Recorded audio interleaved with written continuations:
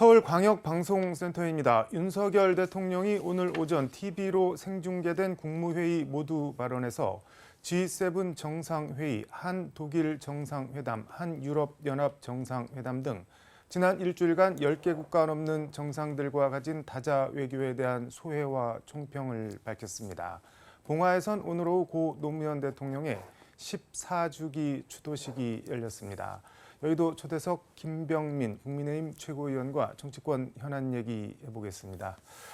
최 의원님 어서 오십시오. 예, 안녕하세요. 반갑습니다. 현안 얘기 앞서서 윤석열 대통령이 오늘 국무회의 모두 발언에서 지난 일주일간의 다자 외교 행보에 대해서 외교 슈퍼위크 이렇게 자평을 하시면서 보람을 느꼈다. 그리고 글로벌 중추국가, 글로벌 책임국가, 글로벌 기여국가로서 국익에 대해 되새겨봤다 이런 말씀을 하셨는데 일단 윤석열 대통령 외교 행보 가장 큰 성과 어떤 걸 꼽을 수 있을까요? 윤석열 대통령이 방문했을 때 바이든 대통령이 열심히 막 뛰어와서 네. 막 총총걸음이라고도 얘기를 하는데 와서 윤석열 대통령을 너무나 반겨하는 모습들 또 기시다 총리가 윤석열 대통령과 함께 히로시마 위령비를 피해자 위령비를 참배하는 모습들까지 뭔가 행동으로 하나 둘씩 문제를 풀어나가는 그런 국제적인 성과들을 지켜봤다고 생각을 합니다. 말로만 얘기하는 것이 아니라 신뢰를 바탕으로 하나씩 만들어내면서 그때그때 적합한 성과들을 대한민국 국익에 부합하게 이끌어내고 있다고 생각합니다. 바이든 대통령이 너무 반겼다고 말씀을 하셨는데 윤석열 대통령이 뭘 좀 주는 게 많아서 반긴 건 아닐까요? 과거의 정부의 외교를 생각해 보면 누가 뭐래도 북한에 대한 퍼주기 외교 아니었겠습니까? 그런 일들 속에 대한민국 국익에 부합한 아무것도 얻어낸 적이 없었는데요. 바이든 대통령과 내어준 것보다는 오히려 지난번 한미 정상회담을 통해서 양 정상 간의 굳은 신뢰를 쌓았던 측면들이 훨씬 더 크게 작용했다고 생각합니다. 네. 국민의힘은 심리적 G8, 그러니까 세계 8대 국가 반열에 올랐다 이렇게 평가를 했는데 민주당에서는 국민들 복장 터지는 소리 하지 마라 이렇게 아주 심리적 푸들 외교 이런 표현까지 썼는데 이건 어떻게 보시나요? 대한민국의 국익을 그리고 자존심을 스스로 훼손하는 정치적 발언들은 여야를 모두 막론하고 좀 지양할 필요가 있다고 저는 생각을 합니다. 윤석열 대통령의 외교, 또 한미 간의 만남, 한일 정상회담을 통해서 얻어낸 성과들, 그 발전에 대해서는 이미 국제사회에서도 공히 평가되는 부분들이 있습니다. 이런 걸 내부에서부터 우리 대통령에 대한 행동들을 폄훼할 필요는 없다고 생각하고요. G7 국가들 못지않게 대한민국이 가지고 있는 경쟁력이 이미 G7 반열에 올라섰다는 평가는 문재인 정부, 지난 민주당이 집권했던 시기부터 나왔던 얘기들입니다. 대통령의 외교 행보를 그저 정치적 공세로 끌어내리기에 혈안이 되지는 않았으면 좋겠다는 말씀을 드립니다. 민주당이 일종의 자기 부정을 하고 있다는 말씀처럼 들리네요. 네, 지난날 외교에서 있었던 과거에 했던 정부의 일들까지 손바닥 뒤집듯이 부정하는 일들은 일어나지 말아야 될 텐데요. 아무리 정쟁의 과정에서 이런 일들에 대한 비판, 정치적 이득이 있을지라도 국익을 중심으로 생각한다면 먼저 헤아려야 되는 지점들이 있다고 봅니다. 지금 후쿠시마 오염수 방류 이것도 들러리만 서고 온 거 아니냐 이게 민주당 비판인데 일단 오염수 시찰단이 오늘부터 일본에서 본격적인 시찰 일정을 시작하는데 민주당에서는 묻지마 깜깜이 관광이다 제대로 검증을 하겠냐 이렇게 비판을 하는데 어떻게 보시나요? 대한민국 국민들의 걱정과 우려가 크죠. IAEA가 국제 원자력 기구로서의 역할들을 다 하겠지만 그럼에도 혹시 좀 부족한 것 아니냐라고 하는 측면들 때문에 개별 국가로서는 대만 다음으로 이 대한민국이 직접 일본에 가서 현장을 시찰하고 돌아옵니다. 현장에서 있었던 문제가 조금이라도 발견되게 된다면 그 내용으로 우리가 직접 참여하고 있는 IAEA에다가 또 다른 문제를 제기할 수가 있는 것이겠죠. 하지만 야당이 지금 제기하고 있는 수많은 문제 제기는 그럼 과연 정부를 담당하고 있는 국정 운영의 책임자로서 어떤 대안과 역할을 하라는 거냐 반문하면 민주당에서는 할 말이 없을 겁니다. 왜냐하면 지난달 문재인 정부에서도 수차례 후쿠시마 오염수 방류 문제는 국제적인 이슈로 떠올랐고 과연 그때 문재인 정부는 어떤 역할을 다했는가? 집권당 의원으로서 169석의 민주당 의원들은 어떤 책임감 있는 행동들을 해왔는가? 과거에 들에 비춰서 정권이 바뀌었다는 이유로 국민의 불안감을 증폭시키면서 선동하는 정치에 일임하게 된다면 이건 책임 있는 정치인으로서의 자세가 아니라고 봅니다. 근데 이게 뭐 여야를 떠나서 그러니까 우리가 뭐 논문 하나를 써도 신뢰성, 타당성 이게 핵심인데 그러니까 어떤 결론에 이르는 방법, 그 과정, 방법론이 타당했느냐 이게 하나가 있고 다른 사람이 같은 방법을 썼을 때 같은 결론이 도출되느냐 이게 신뢰의 문제인데 그러려면 우리가 검증을 뭔가를 해봐야 되는데 일본이 자기들이 무슨 뭐 문제가 있다 이런 자료를 줄 리가 만무하잖아요. 그러면 네. 결국 우리가 검증을 못하고 일본의 선의에 기대서 문제 없다 이렇게 확인하고 돌아오게 되고 그래서 들러리를 쓸어간 거 아니냐 이렇게 비판하는 것 같은데 어떻게 보실까요? 일단은 개별적인 국가들이 할 수 있는 데에는 한계가 있기 때문에 그 일을 총체적으로 담당하는 곳이 바로 IAEA 아니겠습니까? 네. 국제적인 원자력 이 부분을 담당하게 되는 국제기구가 일본의 후쿠시마 오염수 방류에 문제가 있는지 없는지에 대해서 총체적인 점검을 하고 있는 상태입니다. 하지만 이런 내용들에도 불구하고 보다도 구체적으로 바로 이웃하고 있는 국가로서의 관심사가 지대하기 때문에 네. 그 내용들을 들여다보기 위해 노력을 하고 있는 것이고 일본 정부와의 협의를 거쳐서 우리가 또 채취할 수 있는 우리가 가서 볼 수 있는 이른바 그 안에서의 정화 시설 등 꼭 필요한 지점들을 바라보기 위한 노력들이 진행되고 있습니다. 네. 근데 이 결과가 도출돼서 나오기도 전부터 일본에 무슨 들러리를 서로 갔냐는 등 네. 정부가 해야 되는 노력들을 다 방기시켜 버리게 된다면 그럼 애당초에 후쿠시마 이 도쿄전력의 내용들을 보기 위해 갔다는 양이원영 의원 등 민주당 의원들은 아무것도 보지 못한 채 일본에 왜 갔던 겁니까?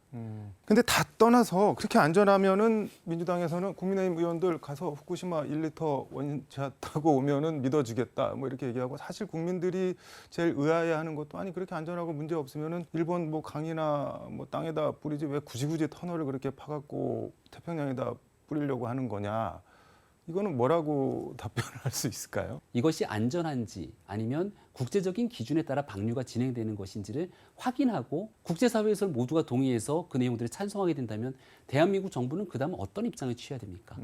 그렇기 때문에 문재인 정부에 몸을 담았던 정의용 외교부 장관도 네. 과거 문재인 정부 시절에 IAEA가 이 법적 절차에 따라 진행하게 된다면 거기에 따라 반대할 수가 없다라는 본인의 분명한 입장들이 피력한 것 아닙니까?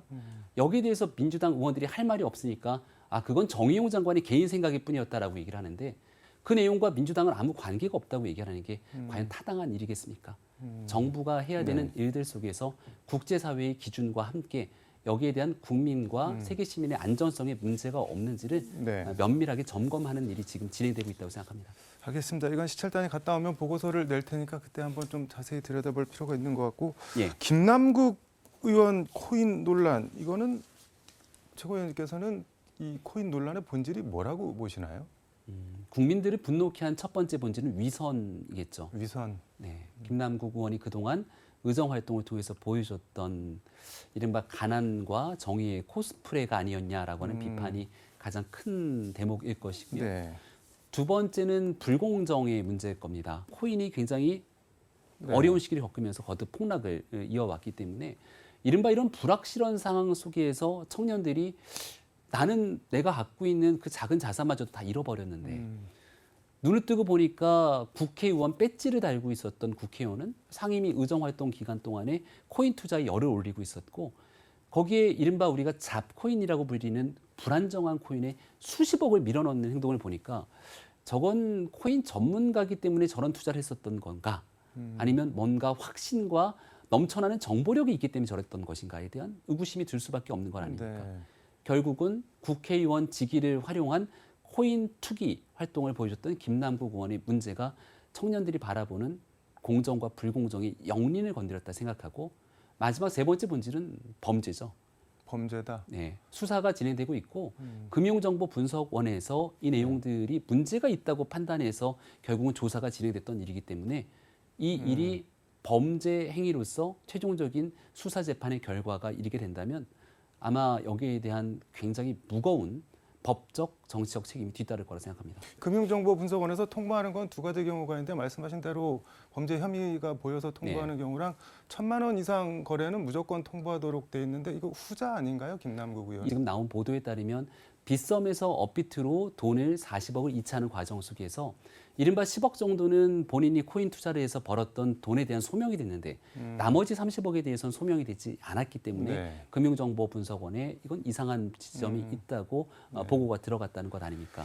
이거는 뭐 검찰 수사를 좀 지켜봐야 될 것 같고 고민정 의원은 어제 민주당 최고위원 회의 모두 발언에서 이런 말을 했는데 코인 사태에 대응하는 민주당 모습이 내 탓 아닌 남 탓, 왜 내 말을 듣지 않느냐는 윽박, 독선 등 윤석열 대통령의 모습과 참 많이 닮았다. 민주당 입장에서는 윤석열 대통령과 닮았다. 이게 할 수 있는 최고의 자기 비판인데 어떻게 보셨나요? 예, 비판은 이제 자유지만 구태 윤석열 대통령의 모습까지 끌어낼 이유는 없다고 일단 생각을 하고요. 고민정 의원이 하고 싶었던 얘기는 민주당 내에서 이른바 김남국 의원 문제가 터졌음에도 불구하고 자정작용의 노력이 전혀 없다는 점에 대한 비판을 하고 싶었겠죠. 네. 그리고 그 이전에 있었던 돈봉투 사건에도 두 명의 현직 의원 또 전직 대표를 지냈던 송영길 전 대표가 자진 탈당하면서 흐지부지 문제가 끝나는 듯 보이고 이런 일들이 반복됐다 보니까 결국 혁신, 변화에 대한 의지가 있는 것이냐에 대한 내부 자성의 목소리는 고민정 최고위원뿐 아니라 상당히 많은 의원들의 입에서 나오는 것 같습니다. 네. 그럼 결국 그 모든 목소리는 당을 이끌고 있는 이재명 대표를 향할 수밖에 없는 것이겠죠. 특히나 김남국 의원은 이재명 대표의 최측근, 대선 때 7인의 멤버기도 했고요. 김남국 의원은 2021년 대선에 앞두고 코인들이 집중적으로 투자를 하고 여기에 관련된 정책 공약들을 당시 이재명 대선 후보가 숱하게 목소리 냅니다. 네. 전 국민에게 가상화폐를 지급하겠다라고 하는 정책 공약까지 얘기를 하면서 이런 모든 일들을 지켜보면 김남국 의원 개인의 일탈로 이 문제를 볼 수 있는 것이냐 아니면 지난 기간 동안 이재명 대표와 그리고 김남국 의원 등 민주당의 대통령 선거 전반에 걸쳐서 일어났던 문제가 혹시 아니냐라고 하는 지적이 있는데 전반이라는 거는 뭐 어떤 지점을 말씀하시는 말씀드린 것처럼 김남국 의원은 코인에 수십억의 돈을 넣지 않습니까? 네. 그리고 관련된 법안들을 발의해서 이해 충돌에 걸립니다. 근데 그러한 이들에게 도움이 될 수 있는 정책 공약을 대통령 선거 때 이재명 후보가 발표합니다. 그리고 이재명 후보의 목소리뿐 아니라 김남국 의원이 스스로 단장을 맡으면서 여기에 NFT 관련된 이재명 대선 후보와 연계되어 있는 얘기를 꺼내면서 이 모든 일들이 하나로 촉발됐고 그 당시 김남국 의원의 개인적인 이득까지 이어지게 됐던 것이겠죠. 이재명 대표가 이 일에 김남국 그런데 의원이 거꾸로 이 대표가 김남국 의원이 코인 투자로 그렇게 거액의 뭐 이득을 보고 있는 줄 알았다면 그런 업무나 법안 발의 같은 거를 용인을 했을까요? 그게 가장 본질적인 지점인데요.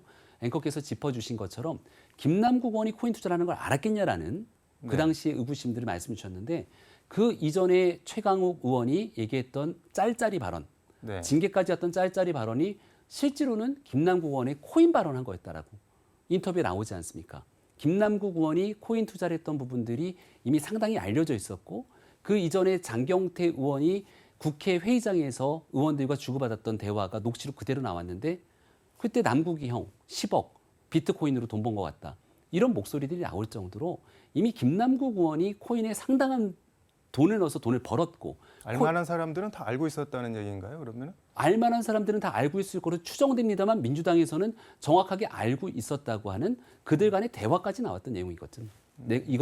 네. 그러면 이재명 대표가 가장 측근으로 있었던 김남국 의원의 이런 행동을 과연 몰랐겠냐라는 합리적 의심이 가능할 거고요. 이런 걸 다 떠나서 이재명 대표가 김남국 의원의 코인 논란으로 완전히 국민의 눈살을 찌푸리게 만드는 일이 벌어졌을 때 단호하게 이를 정리하는 모습을 보였으면 아, 좀 다르구나 생각할 수 있을 텐데 여전히 이재명 대표는 김남국 의원에 대해서 단호한 조치에 나서지 않고 있는 모습이 의혹을 증폭시킵니다. 그 오늘 봉화마을에서 노무현 대통령 14주기 추도식이 열렸는데 추도식 주제가 역사는 더디다 그러나 진보한다입니다. 이게 노무현 대통령 퇴임 후 집필한 저서 진보의 미래에 있는 구절에서 따온 건데 이 관련해서 정세균 전 국무총리가 지금 노무현 재단 이사장 맡고 계신데 KBS 최경영 최강시사 라디오 인터뷰에서 지금 정부에서 역사와 민주주의가 후퇴하는 것 같다는 취지로 말씀을 하셨는데 어떻게 보실까요? 노무현 전 대통령이 과거에 제시했던 세상을 바꾸기 위한 좋은 담론들이 있다고 생각합니다. 네. 저는 민주당 입장에서 노무현 전 대통령을 네. 배출하고 그리고 그 정신을 뒤따르는 정당 아닙니까? 반드시 따라야 되는 정신은 노 전 대통령이 과거에 언급했던 네. 원칙 없는 승리보다는 원칙 있는 패배가 차라리 낫다라고 얘기했던 노무현 전 대통령의 정신을 지금 민주당이 좀 본받아야 될 때가 아닌가 싶습니다.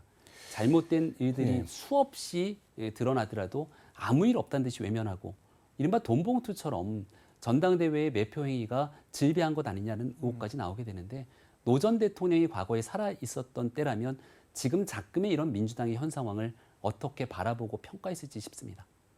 살아 계셨더라면은 이재명 대표를 어떻게 평가하셨을까요? 제가 얘기할 수 있는 범위는 아닙니다만 적어도 노 전 대통령이 과거에 얘기했던 그런 반칙과 특권 없는 세상, 담대하게 나갔던 그런 길들 속에서 지금 민주당의 현재가 꽤 많이 퇴보하고 있다. 이런 지적 피해갈 길은 없을 거라고 봅니다. 알겠습니다. 하나만 더 얘기를 해보겠습니다. 심평 변호사가 어제 자신의 페이스북에 조국 전 장관 내년 총선에 반드시 나올 거다 두고 봐라 이렇게 장담을 했는데 조국 전 장관도 기자들이 물어보면은 또 출마 안 한다는 얘기는 또 안 하는데 나올 걸로 보시나요? 어떻게 보시나요? 별로 정치권에서 관심을 둘 사안은 아니라고 생각합니다. 민주당에서도 조 전 장관의 출마 얘기가 나오면 네. 굉장히 좀 말을 아끼는 모습들이 크더라고요. 역사적으로 봤을 때 이미 정경심 교수가 대법원의 유죄 확정 판결이 났고 네. 조국 교수도 1심에서 유죄 판결이 난 바가 있지 않습니까? 사법적인 정의를 훼손시켰고 네. 청년들이 갖고 있는 공정의 질서를 무너뜨렸습니다. 그럼에도 불구하고 총선에 출마를 만약 민주당의 몫으로 허용하게 된다면 국민들의 싸늘한 심판을 받을 수밖에 없겠죠. 현실 정치에 뛰어든다면 파괴력은 있을 거라고 보시나요? 아니면은 뛰어드는 순간 더 망가질 거라고 보시나요? 대한민국 국민들과 유권자의 집단 지성이라는 표현 말씀을 드렸는데요. 명확히 말하면 조국 전 장관이 했던 많은 얘기가 다 거짓말로 대법원의 확정 판결로 정리가 됐습니다. 본인의 자녀에 대한 입학 문제 등에 대해서. 네. 그럼에도 전혀 반성하지 않는 조 전 장관의 모습을 지켜보면서 조 전 장관을 여전히 좋아한다. 조 전 장관을 지켜야 된다는 특정 지지층이 있을지 모르겠습니다. 네. 그런 지지층의 목소리가 김남국 의원의 코인 사태가 터지고 난 지금에도 힘을 내요, 김남국 의원님이라고 하는 메시지로 다시금 이어지고 있습니다. 근데 저는 이런 목소리가 전체 보편적인 대한민국 유권자와 국민들의 이 집단 지성의 목소리라고 전혀 생각하지 않습니다. 근데 그 부분은 뭐 김남국 의원이 잘했다 못했다를 떠나서 지지하는 정치인에 대해서 힘을 내라는 말은 지지자로서 할 수도 있는 말 아닌가요? 뭐 좋게 해석을 해주면은 단순하게 지지자로서 힘을 내는 목소리가 아니라 제가 방금 말씀드렸던 메시지는 이른바 제명인의 마을이라고 하는 이재명 대표의 팬카페에 공지글로 올라와 있는 내용들입니다. 저도 언론에서 하도 이슈가 되길래 어떤 곳인가 들어가 봤거든요. 제명인의 마을이요? 예, 공지글에 올라와 있고 내용은 이제 비공개여서 볼 수는 없지만 제목들은 다 볼 수 있습니다. 글의 게시글의 제목들은. 그리고 게시글이 최근에 쭉 어떤 내용들이 썼는가 보니까 이러한 김남국 의원의 행태와 민주당을 비판했던 고민정 의원에 대한 비판글이 주르륵 도배가 돼 있더라고요. 고민정 의원은 왜요? 최고위원의 발언을 통해서 김남국 의원 사태 등에 대한 비판했던 이 내용들이 쭉 전체에 도배가 돼 있는 모습을 보면서 단순히 내가 좋아했던 정치인이 정치적인 위기 상황에 몰려서 응원의 메시지를 보내는 것이 아니라 김남국 의원 제기되고 있는 게 뭐가 문제냐는 방식의 적반하장 그리고 이런 잘못을 바로잡으려고 하는 자정작용, 자성의 목소리 내는 정치인들에 대한 비토 정서를 강하게 팬덤으로 막아세우는 일. 저는 이런 일이 정상적인 대한민국 민주주의 정치라고 생각하지 않습니다. 그리고 그런 행동을 했던 인사, 조국 전 장관의 모습, 국민에 대한 매우 무례한 행동이라고 생각합니다. 제명인의 마을 이장이 이재명 대표인데 그만둬야 되는 거 아니냐 뭐 이런 목소리도 있는 것 같은데 그게 뭐 내가 실권을 갖고 있는 것도 아니고 그냥 뭐 형식적 명예적으로 갖고 있는 건데 그러면서 사퇴할 생각이 없어 보이는데 그거는 어떻게 보시나요? 실권과 관계없는 상징적 의미겠죠. 네. 이재명 대표가 강성 팬덤과 끊어내면서 민주주의를 회복하고 복원하려고 하는 의지가 있다면 제명인의 마을 이 팬카페 이장직을 그만두면서부터 정치 쇄신과 혁신을 시작하겠다 알리는 신호탄이 될 수도 있을 겁니다. 하지만 자신에게 조금이라도 해가 되는 일들에 대해서는 단 하나의 행동도 하지 않고 어떻게 정치 쇄신 혁신을 말할 수 있겠습니까? 이재명 대표가 제명인의 마을 이장직을 그만두고 그 다음 국회의원이 갖고 있는 불체포 특권 내려놓겠다 선언하고 그리고 난 다음 본격적으로 쇄신의 목소리 내면 아마 민주당 내에서 이재명 대표와 결을 달리하는 의원들도 따라갈 수밖에 없을 텐데 아마 이재명 대표는 전혀 그럴 의지가 없어 보입니다. 알겠습니다. 오늘 말씀은 여기까지 듣도록 하겠습니다. 고맙습니다. 네, 고맙습니다. 지금까지 서울광역방송센터에서 김병민 국민의힘 최고위원과 함께 전해드렸습니다.